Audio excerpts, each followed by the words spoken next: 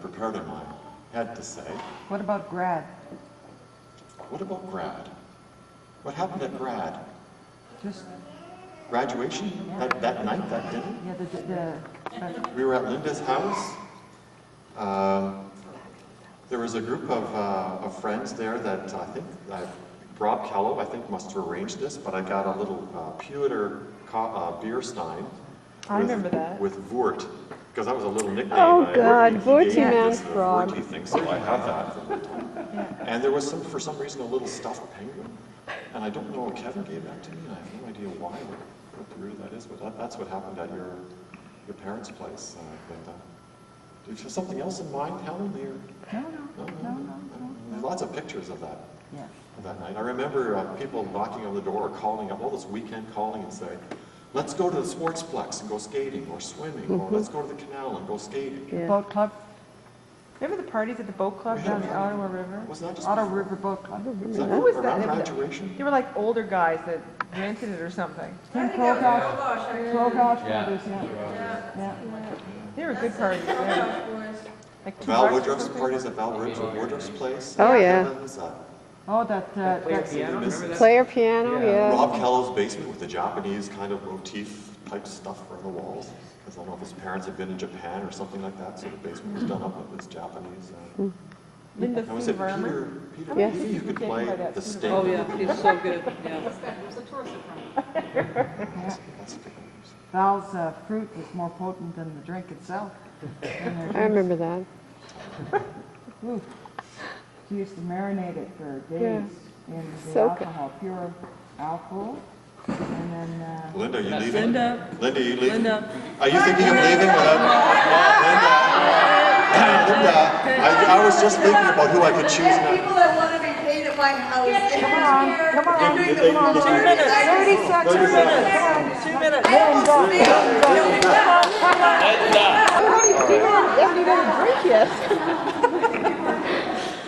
Can you just let me No pressure, Linda, no pressure. I almost failed grade 12 math, or not math, phys ed, and I was a jock because I wouldn't do a book review in front of the class. I hate mics with a passion. Turn it off then. The last time I spoke in front of a mic was here, 10 years after we'd graduated in '85. I was coaching volleyball, junior girls. We won the city championships.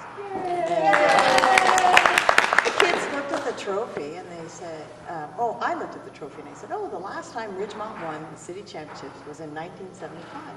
That was when I was in school.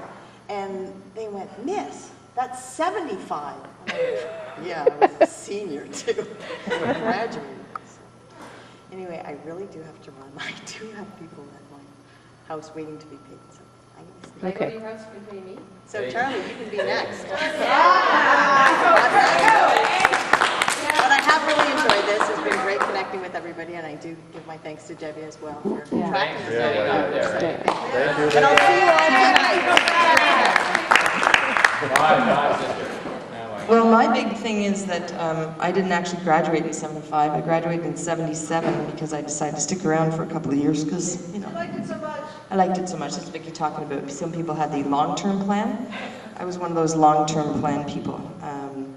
I was into music and sports, and the academics really had no impact on my life whatsoever. Until the principal called me into the office and told me that I must maintain a 60% average to continue to be in sports and music. So I did maintain a 60% average. I didn't want to exceed that because I didn't want any expectations that I would actually have to meet those goals afterwards, but I did maintain my 60% average. I did stay in sports and music, and still do. As Vicki said, I am a trained singer now.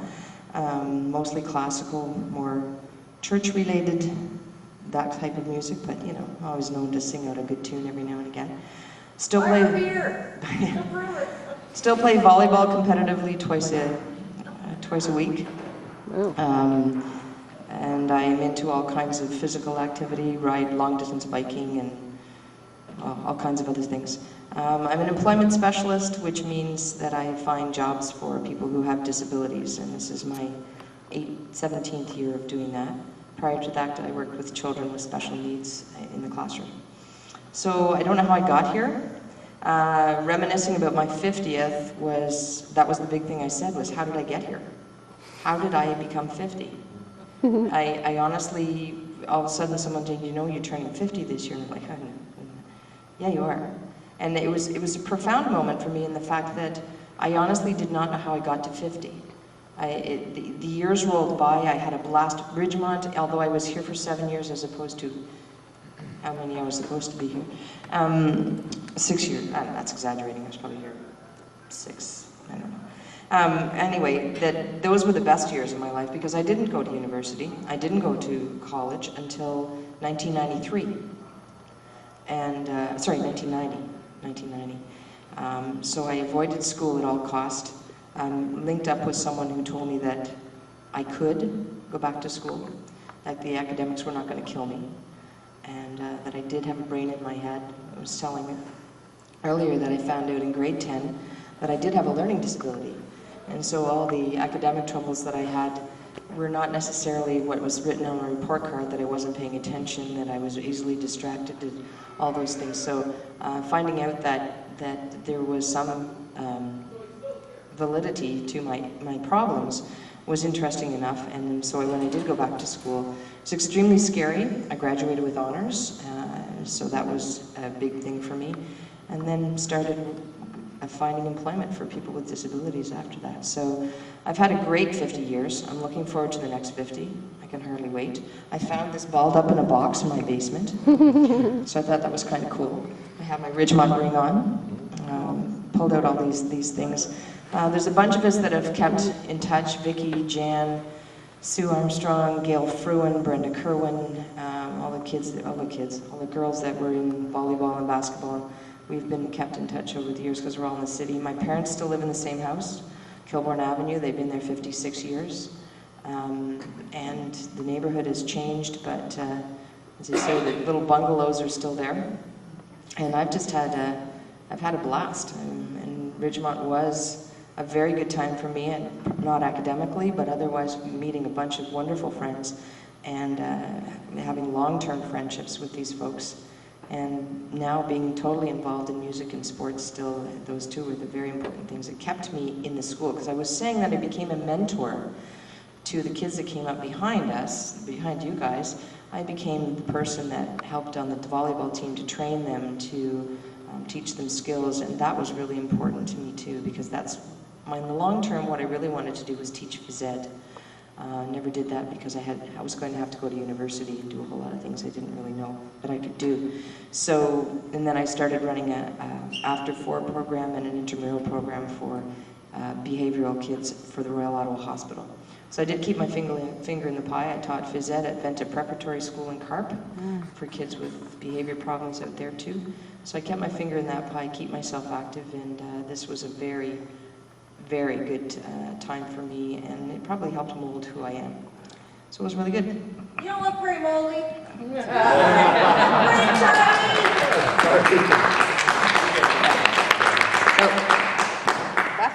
And I've seen him see how every kid can learn. And when you just learn what the key is and you find out the ways they can, it's so amazing. And he's helped a lot of kids. And he just retired this year, so I know I'm married to the old guy. So, but they're up at Calabogie this weekend, and there's been a lot of things. Everyone's talking about turning 50. Ridgemont just turned 50. My sister was the first head girl of Ridgemont High School. Okay. 61. Wow. Because my family is, I'm the afterthought. You know, I was sort of born when my parents were really surprised. And, so when I came, I know a lot of you went to Alta Vista too. How many of you went to Alta Vista? Yeah.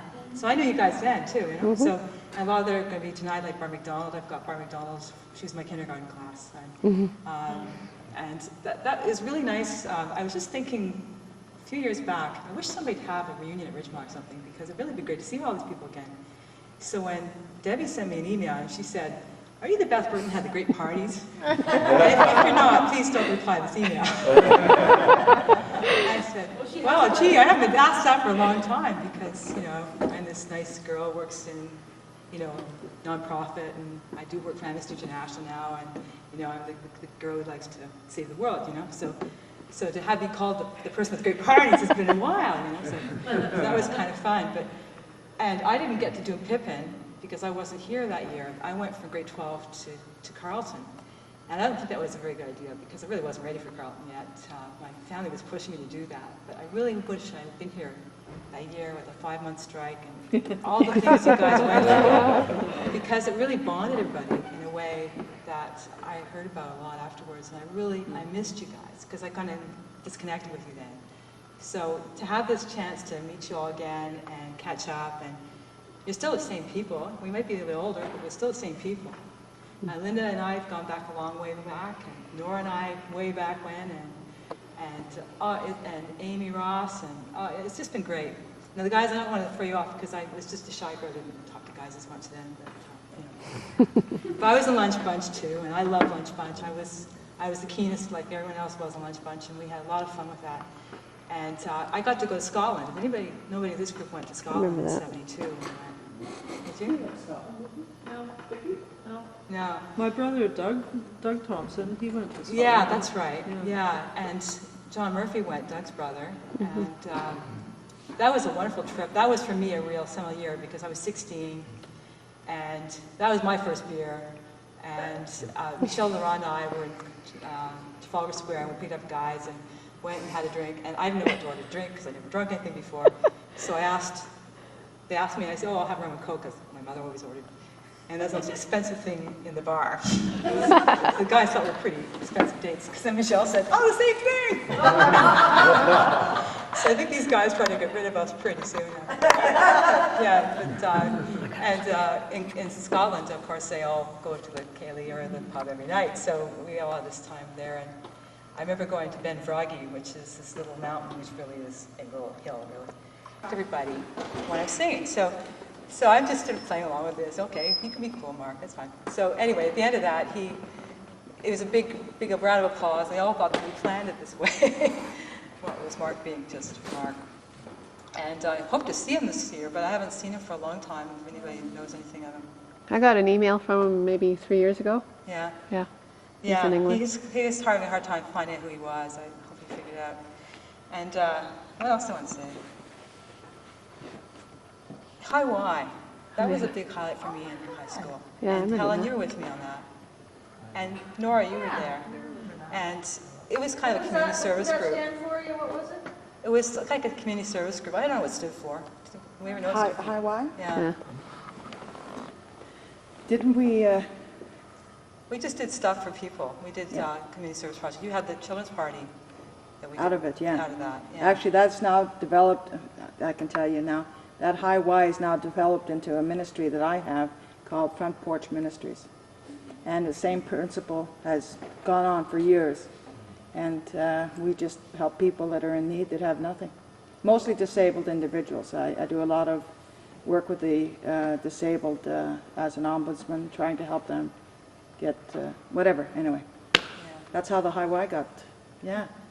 Yeah, it was a great group, and we had a lot of fun with that. And I think it was something that really started community service in my head, and I've always been involved with community ever since.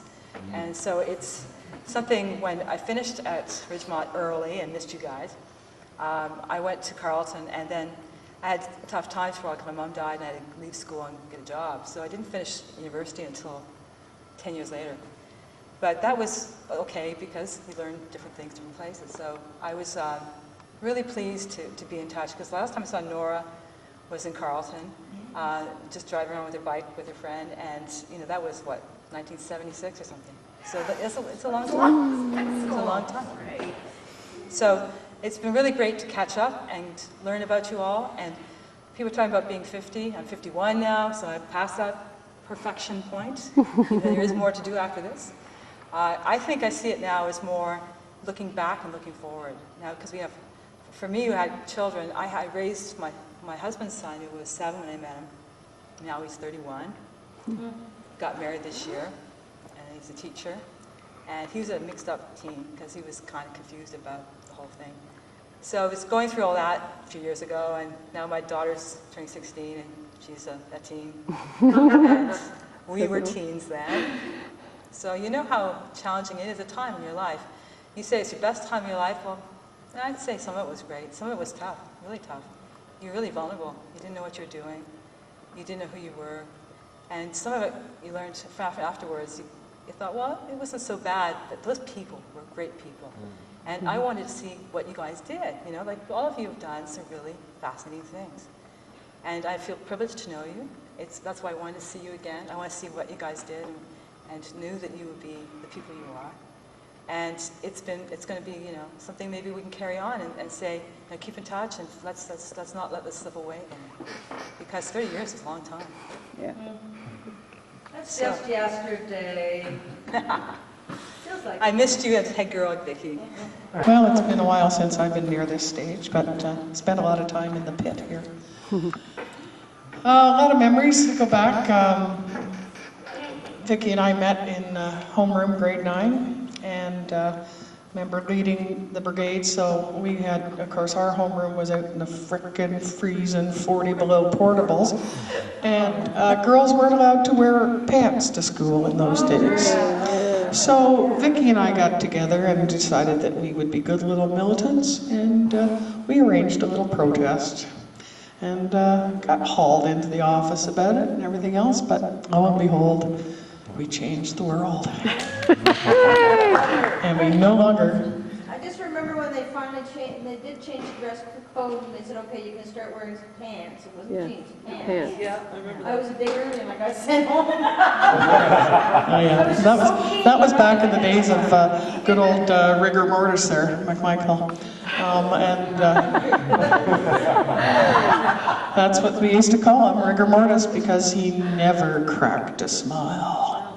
He was scary. And then we went from the sublime to the ridiculous. We went from rigor mortis to Bill McCarthy, who where every day was a holiday and a party. You know, the rules that had been so tight around the school, all of a sudden, rules? We don't need rules for anything. No, kids do what you want, you know. Remember partying with staff of the school at house parties, and I'm one of the few, I think I'm probably the only person in the world who's never smoked dope. And be sitting at a staff party, and there'd be a couple of guidance teachers and phys ed teachers there, and they'd be passing joints around, and they'd get to me, and I go, no thanks. I'm going, this is strange. Yeah, oh man, good times, you know. Going to the Marco Polo for deep fried wonton and beer with Bert Beachy after the library closed at night, you know. Well, of course, long before I was old enough to legally drink, and after shows going down to Al's, the place next door, and smoked meat sandwiches, and Ed Turner chugging jugs of beer. Good times, good times. You know, some of the teachers that we had that we may not have gotten along with quite so well, a couple of them had a hate on for me. One was Mrs. Kerr, who just decided from day one when she saw me that I don't like that kid, and I'm going to make her life hell. And she did. As did King Kong Coveney, right? Remember? Bill Coveney and his wife taught French, and I had them both. So anything that went wrong in English got to French before I got there, so I was screwed.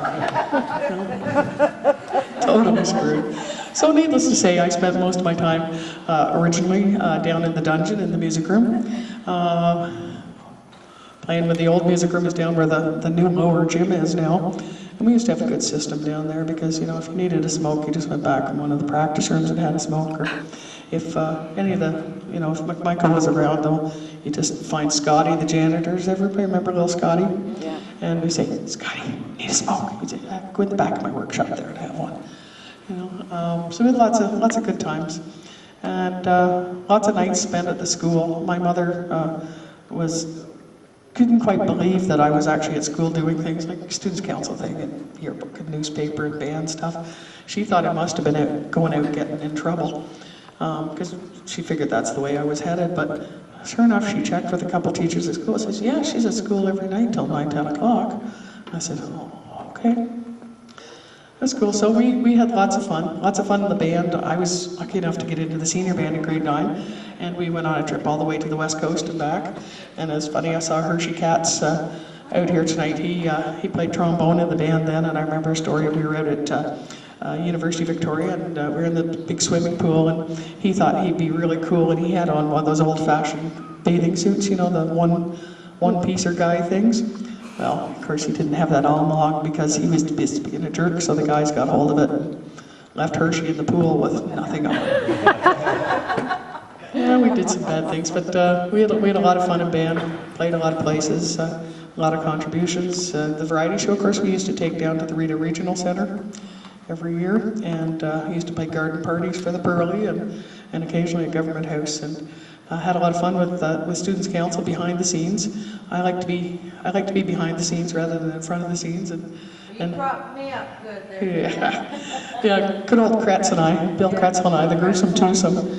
There, I still laugh about the picture we have from when the strike was on of Bill walking in the school, and then there's a picture of me and I'm in, my own coat. I'm just walking behind him.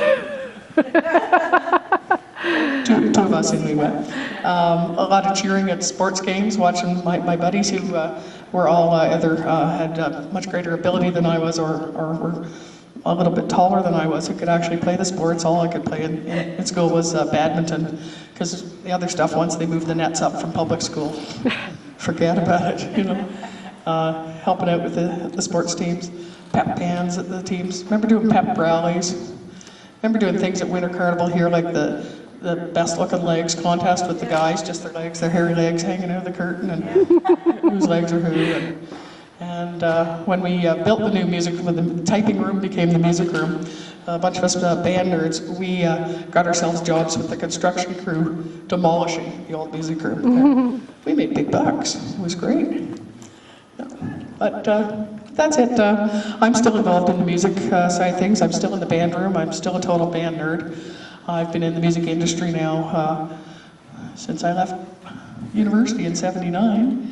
And other than I taught for 3 years, so that sort of counts. And I'm still in the band business. I sell music and instruments to schools and advise them on what music to buy and do minor repairs. And it's like I never left the band room. So when you're a musician, you may get older, but you never have to grow up.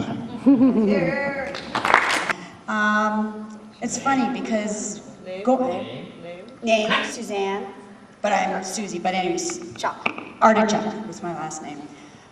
Susie Joyce. I'm married for 30 years now, and we have 3 children, 27, 25, 21. 2 boys and a girl. How is that? Yeah, speak of denial. What's that? Speak of denial. You can't be that old. That's impossible. It's funny, like I'm remembering, what I remember most about Ridgemont is actually the teachers. I never knew until I looked at the yearbook about 4 months ago, saw all the drama and everything. I didn't know it existed here. Now, people that know me now would not believe that because I'm in a variety show in Stouffville. I don't sing, I don't have the voice, but I dance. I do Madonna, da-da-da-da. I didn't know this existed. I don't know where I was, but I do remember the teachers. Do you remember Mr. Merkley in grade 9 with the grasshopper with the yardsticks like that? No, he did. He had the 2 yardsticks, and he was saying how that they lay their eggs. I've never ever forgotten that. Never. Grasshoppers use yardsticks to lay their eggs? It's funny, when I was looking in the back of the yearbook, most people, what they remember about me is either French class or history class. And it was the one question, and I still remember hearing it on Jeopardy, that Karl Marx was one of the Marx brothers. And everybody says, hello, but I do remember still. I was telling the story earlier about how we were talking, Charlie and I were talking about Mr. Yap. And the history with Mr. Yap was he would fail half of the class. And I didn't do 13 with you guys because I had this brainstorm that I was going to do my 5/12s, 3/13s. I'm out of here, I'm not going to university. But on that off chance, I would need the 3 credits. So I didn't want to put one of those 3 into the grade 12. So I did not want to lose on that, but like that credit. As a result, I ended up going to Rideau for the 1 semester I was out of there. Anyways, back to Mr. Yap. So I never really skipped class, but if I did, I had to tell my mother I was going next door for lunch with one guy that I knew that went to Charlottesville. No problem. Had the note from my mom. My mom did not like her writing, so I had it in my little pocketbook. Well, I don't know if you guys remember Lorene Brunt. Bunky? Yeah. Well, she's on and on the next day. Susie, you missed, didn't you? You missed. Where's your note? Where's your note? Where's your note? And all of a sudden, yeah, thinks, oh, wait a second. Where's your note? And I'm looking through my book, blah, and then I handed it to him. And he says, your mother didn't write that. I said, yes, she did. No, she didn't. I said, do you want my phone number? You can phone her. No, it's okay. The end of the class, it's the portable. I'm leaving. And he's saying, Suzanne, and I said, my phone number, 733-2920. He goes, just a second. He writes it down. He does not phone my mom until the next day. But I told my mom, be ready, he's calling. Well, she called him Rin Tin Tin. So I get home from school the next day, and she goes, oh, Rin Tin Tin called. And I said, oh, he did? What happened? Well, called and said, well, your daughter was sick. And she said, well, yeah, didn't you get my note? Well, yeah, but I know she was just absent from my class. And my mom said, well, yeah, well, she wasn't feeling well. And she had to go to your class, she'd be twice as sick, wouldn't she? So now I know I'm dead in the water. I'm going to flunk this class. So I go into guidance and say, look, I'm out of here. I transfer me, any class. And so I ended up transferring to general English. And they're all on and on about, well, you're going to university. I said, no, I'm not. Doesn't matter. I'm taking 13 English anyway, so get me out of here. So finally they said, okay, fine. There was me, and then there was Lorene. Lorene transferred out too. And then there was Debbie, and I can't think of Debbie's name, but she was like 20. Debbie McHewitt. What? And she was like 20, oh, no. And she was always stoned. Anyways, so she's just come back, and she's figuring, I'm out of here too. So all of us have to go to the lower, remember the dungeon? Mm-hmm. And there's Rin Tin Tin. So I go to him and he says, oh, I suppose this is a personality conflict. I said, I don't care what it is. Just sign the piece of paper. Well, it took half an hour. Then there was, Lorene went, and it took her a little longer. Then Debbie just went and said, excuse the English here, sign the fucking paper now. Loud, and it was lunch, right? And so everybody's hearing this. I remember to this day, his face was as red as your shirt, and he just, and we were all out of there. It was priceless, but that was my memories of Ridgemont. I mean, there was some good laughs.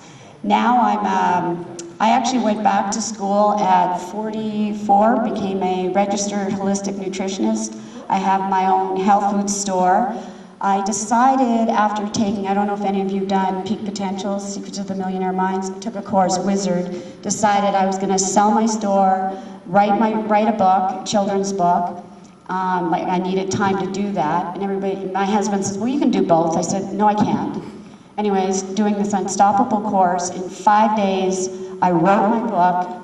Anybody out there know of a publisher? It's called Love and Laughter with Laura.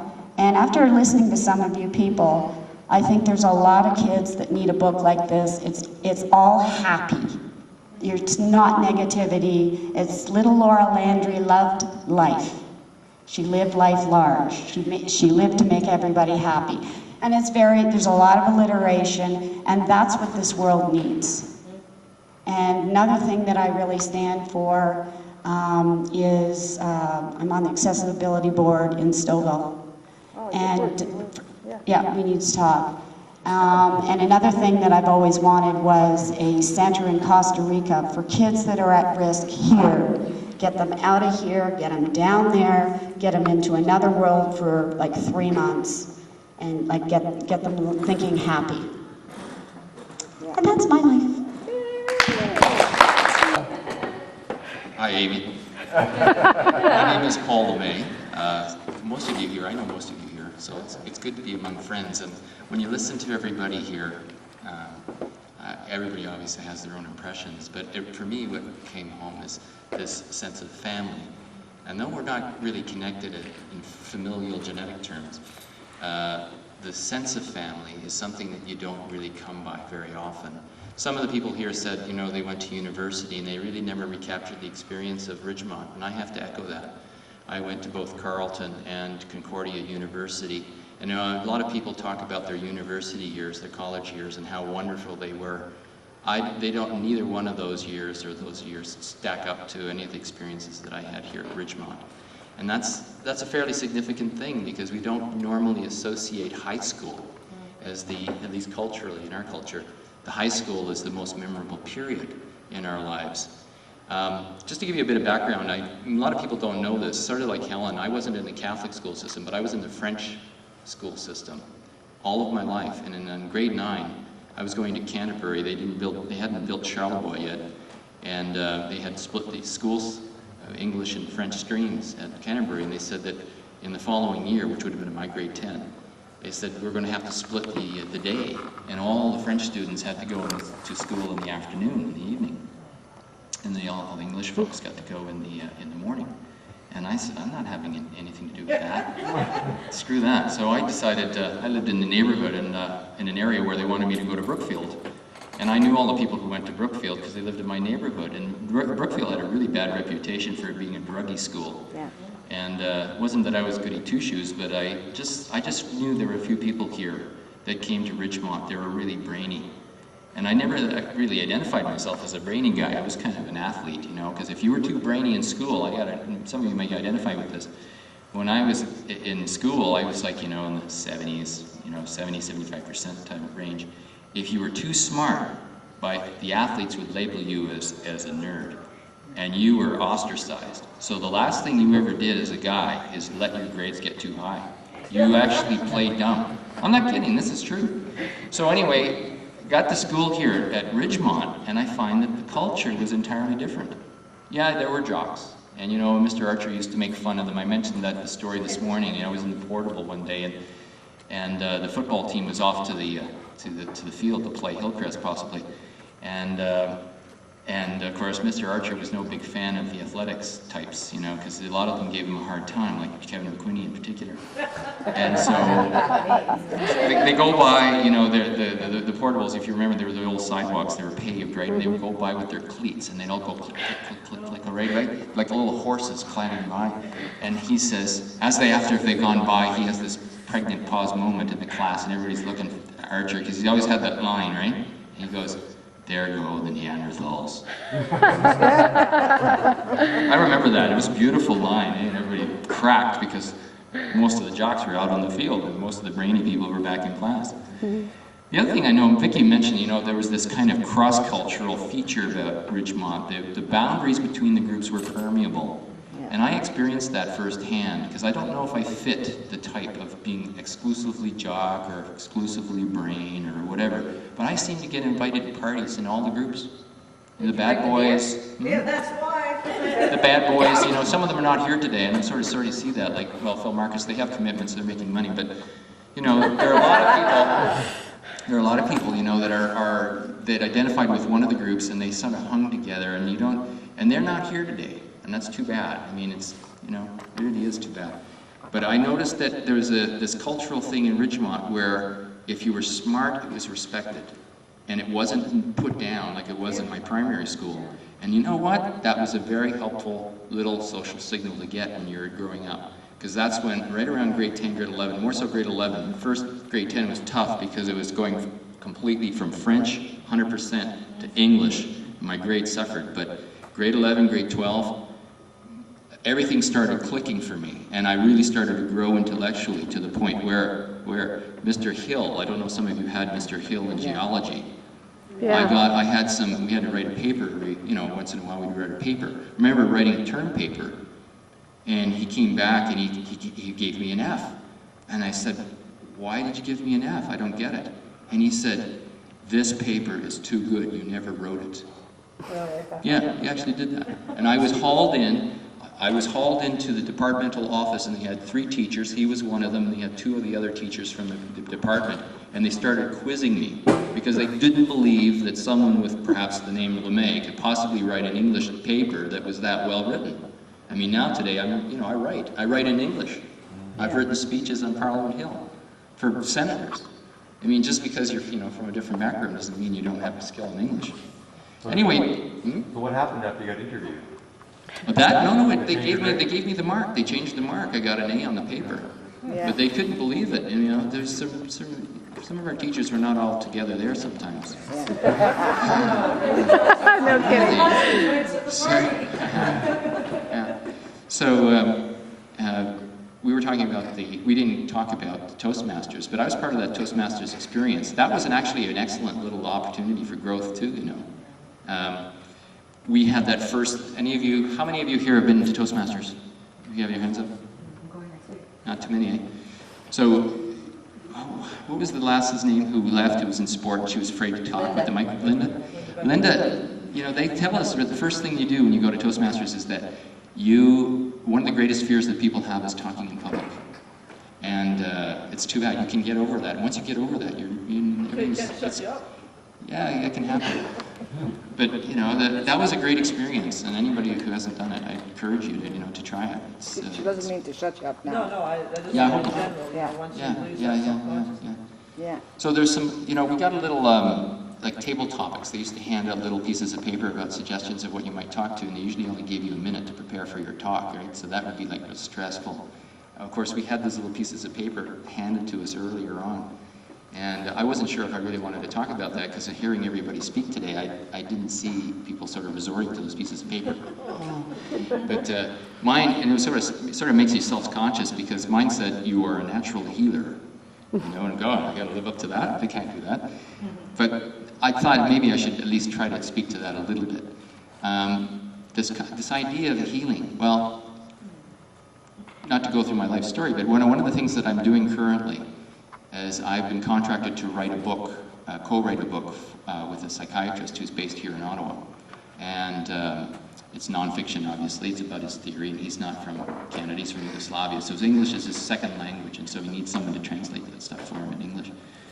And in that theory, without going into great detail about it, one of the things that comes through in that is this concept called connectedness consciousness. And what does that mean? Well, connectedness consciousness is not something that can be easily described, but it's something you can feel. When you establish eye contact with people and you connect just energetically, your intuition tells you that you're actually communicating. Mm-hmm. And then when that's happening, you're in a moment of reality and you're living your life to the fullest. And I think that's, someone was asking, why is it that we wanted to come back here? What was it, this, like the salmon swimming upstream, the spawn in the same stream that they were born in? I mean, they usually die after they go through that. I mean, they usually die. I'm propaganda. No, but the point of the story is that they have this sense of connectedness. Yeah. And that's what drives them back to that. And I think that's what exists here. In physics, they call it entanglement. Yeah. Right? You're calling us fish? Who drank the fish? The entanglement thing, it's not just a concept. I think it's real, and it's something that we actually share. Not just in terms of our own being, they actually say that you can communicate with yourself in the future, or your future self can communicate with your past self because of your entanglement with you, right? This is a very interesting concept, but it's not just about you. No, it's not just about you. No, it's about you in terms of us as a group. There is also a form of entanglement because we actually are part of a community, and that entanglement holds us together. So when we're actually together as a group, and we rarely are, but that is it's almost like it's an entity that's more than just the sum of its parts, right? That school spirit stuff is not just myth. It actually exists in terms of an experience of people connecting and interconnecting. The Buddhists would call it, interbeing, or the interrelationship of all beings. So I think that these are things that we have the joy of experiencing, with not necessarily the conceptual structure to understand it, but that doesn't matter. It's the experience that matters the most, and that's the most central. And I think that's the thing that I hold dear with this school. And when I talk to people who didn't want to come, to me it felt like maybe they didn't have that connectedness experience. And that. If I'd known I was going to have to come up here and talk, I wouldn't have rushed back. I think you tricked me. Yes, yes. I'm really, really glad to be here. I had to coax my husband to come because he also is Ridgemont grad, but we'd never met until about 9 years ago. And here? Yes. All these Toastmasters will tell you what I know, I I have to go, obviously. His experience was totally different from mine. I love being here. I rushed through it too quickly. I was kind of like Suzanne, in that when I got to grade 12, I only had to get 3 credits. And so I wanted to do it. So I self-taught myself one of them, and I was only here for 4. And when I went to university, I was totally lost because, as Paul said, it is a family. And so this morning, when we ended up coming, obviously, I convinced my husband he should come. His experience was different. He came in grade 10, and he said, I hated Ridgemont. Why would I ever want to go to a reunion? It was so cliquey. And I thought, really? Gee, I thought everybody was really friendly. I liked everybody. There were all sorts of people. And I guess I kind of dabbled in different groups, and I got to know people. But I have friends that I've known from Alta Vista, and so for me, this has been sort of my home, my community in Ottawa. And so when I went off to university, that was gone. And I ceased to function. I fell apart. I wanted to come home. I was only 17. I couldn't drink. I wasn't supposed to be at the pubs. Everybody was going to discos. And I found it really hard. And I wasn't with my peers. I went on my own. My friends were mostly here still in Ottawa, finishing high school, or some that were older were in different universities. So I felt lost totally. And so I look back with cherished love for this school and the times I had here. And when my husband said it, I said, well, maybe you're right, I don't know. But I'd gone to his reunion a few years ago at Queen's, and it was fantastic. And until we went there, I'd said, oh yeah, I don't ever want to go to a reunion because I've heard about it, and sometimes, you know, people haven't had the experiences you think they're going to, and they've changed, and let's just remember them the way they are because those times were so special. And yeah, let's cherish those. But I'm so glad that Debbie reached out, and actually it was Peter who connected me with Debbie and let me know about it.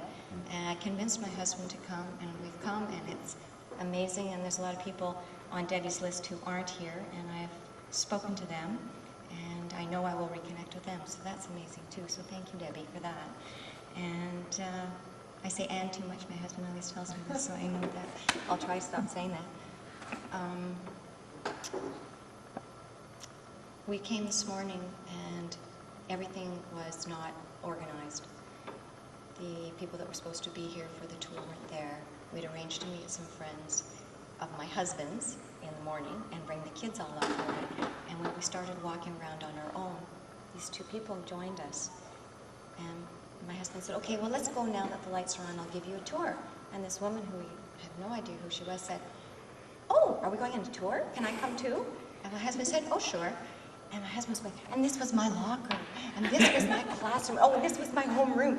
And I couldn't believe it was the guy who didn't want to come. It was so bizarre. And then this other guy hitched a ride, and I didn't know him. He graduated in '79, and my husband didn't know him either.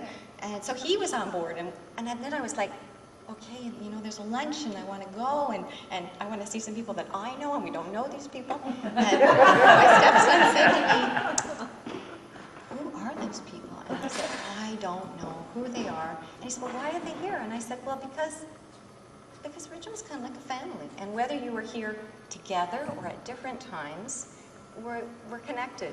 And there's something special about this place, or there was for me anyway. And we can all come back, and whether we attended at the same time or didn't, or went to the same parties or different parties, we all belong to each other. And so it's great to be here. The green and white blood. Yeah. Master for second and third for 6 weeks until it gets too hot. And then I went to McMaster and graduated with philosophy, so that they wouldn't be able to channel me into anything specific, and I succeeded in that. And but now it's putting me in good stead with what I'm doing now. So I'm happy about that. And I'm also really pleased that that all of us were able to get together for this time travel tour today. Thank you for coming. Good idea. And Debbie Shaw, thank you for all of your help. For any of you who don't know, my name is Debbie Shaw. I'd like to thank Lynn for coming up with this magical mystery tour travel back in time idea. I think it's a great one. Everyone's been saying. Lynn's the furthest away, isn't she? I think so. The greatest She came the distance. furthest. I think we can get rid of this echo. I feel like singing an Elvis song or something. Love me tender. Everyone's saying, thank you for doing so much work. It must have taken so much work. And well, it did take a lot of time, I must admit, but it didn't seem like work at all. It was really a lot of fun. It was nothing like dialing somebody up after 32 years and saying, let's see, is it Kathy Joyce? Yeah, Kathy Joyce who went to Richmond, yes. And then having a wonderful chat with someone you haven't spoken to in over 30 years. So it says a lot about all these people coming and making the effort to come together for this reunion, that I think something special happened way back when, and it's lingered on over the years. I've had really great conversations with everyone since I arrived here. It's been really fun. And I got great emails from lots of people, and there are a lot of people who couldn't make it this weekend, and they all say hi. I talked to Carol Lewis, who is in Germany. She's been there for over 25 years. She says hi to Peter and hi to Kim and hi to all the other people that she knows, and Helen, of course, and Lynn. So greetings from all those people. Lots of good memories. More about just the people rather than special events, I'd say. For instance, Doug Murphy at some point driving a bunch of us to the Dairy Queen and buying us all some cool treats. I thought he was pretty cool when he did that. Hearing Joan Thornton play Elton John's Your Song on the piano for the first time and being absolutely blown away. Cross-country skiing at Paul Lemay's, although it's a bit blurry because I think I drank a bit of everything that was there. Had way too much to drink, but it was memorable still because Paul invited me and I had a crush on Paul at the time. And so from the bottom of my heart, Paul, I'd like to thank you for posting all those shirtless photos of yourself on the website. Better late than never, as they say. Also the strike, teacher strike. When we were in grade 13, the timing couldn't have been better. My parents left for 2 weeks for Portugal during the strike. So Carol came and stayed with me for 2 weeks. Everybody was over all the time, had a great time. It worked out very well. Amy Ross, who I got to know in grade 10 when we went to France for 3 weeks on a trip with a bunch of students to polish up our French. And we were roommates over there. And, you know, even in the years after I graduated, when I was teaching in Manitoba, I dropped back to visit my parents here and had a little visit at the school and wandered down the hall to see Mr. Sears years later. And he still had photos up from our biology field trip from Lac La Roche or whatever it was. Same pictures up there. So he must have kept some good memories too. Anyway, so I'm glad you're all here and let's party.